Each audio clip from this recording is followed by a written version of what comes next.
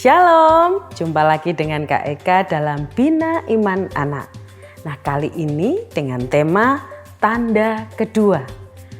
Kok ada tanda kedua? Berarti ada tanda yang pertama. Apa itu tanda yang kedua? Nah, kita buka di dalam Yohanes 4 ayat 46 sampai 54. Cuma kita baca ayat yang ke-54.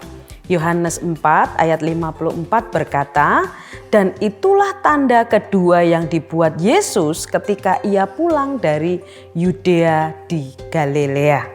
Ya, jadi kita belajar bahwa tanda yang pertama Tuhan Yesus mengubah air menjadi anggur. Itulah tanda mukjizat pertama yang dilakukan oleh Tuhan Yesus. Kemudian apa yang dilakukan Tuhan Yesus?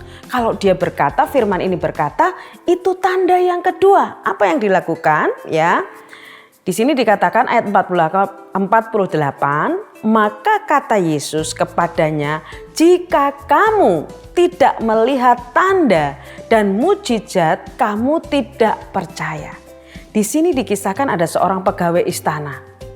Dia berkata kepada Tuhan Yesus, "Tuhan, datanglah sebelum anakku mati." Ternyata anaknya sakit. Dia minta kepada Tuhan Yesus untuk disembuhkan.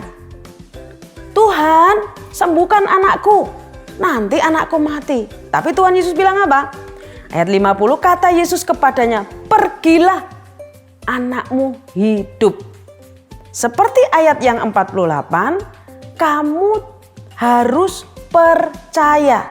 Maka kata Yesus kepadanya, jika kamu tidak melihat tanda dan mukjizat, kamu tidak percaya. Artinya apa? Tanda yang kedua ini dilakukan oleh Tuhan Yesus ketika Tuhan Yesus melakukan mukjizat kepada siapa? Kepada pegawai istana. Tuhan Yesus tidak melihat anaknya, tetapi ketika pegawai istana ini pulang, pergilah, anakmu hidup.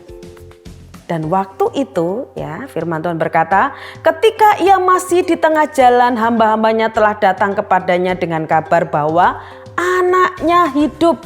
Ia bertanya kepada mereka, pukul berapa? Anak itu mulai sembuh, jawab mereka, kemarin siang pukul 1 demamnya hilang. Maka teringatlah ayat itu bahwa pada saat itulah Yesus berkata kepadanya, anakmu hidup. Jadi pegawai istana ini ketika dia meminta kepada Tuhan Yesus, datang, sembuhkanlah anakku. Tetapi Tuhan Yesus berkata, pergilah. Artinya apa? Ada kepercayaan. Nah, adik-adik dan orang tua yang dikasihi Tuhan, di sini kita belajar bahwa ketika kita melihat mukjizat, dibutuhkan yang namanya iman atau percaya.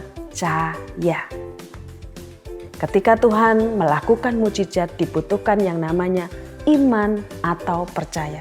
Nah, apa yang kita lakukan setelah kita iman percaya? Kita lakukan. Gak hanya cuma percaya saja, gak cuma hanya iman, tetapi kita melangkah. Pergilah.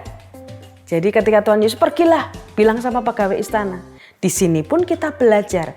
Kita tidak hanya percaya, kita tidak hanya memiliki iman, tetapi kita melakukan perbuatan iman atau melakukan apa yang kita percayai, yaitu kita percaya bahwa Yesus mampu melakukan mukjizat. Oleh sebab itu, hari ini kita belajar tanda yang kedua, mukjizat yang kedua yang dilakukan oleh Tuhan Yesus. Dia menyembuhkan anak seorang pegawai istana. Pergilah, anakmu hidup.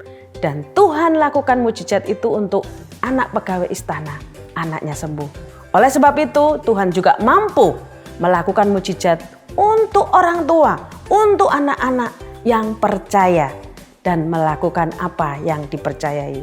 Apa itu? Percaya bahwa Yesus sumber mukjizat. Tuhan memberkati. Say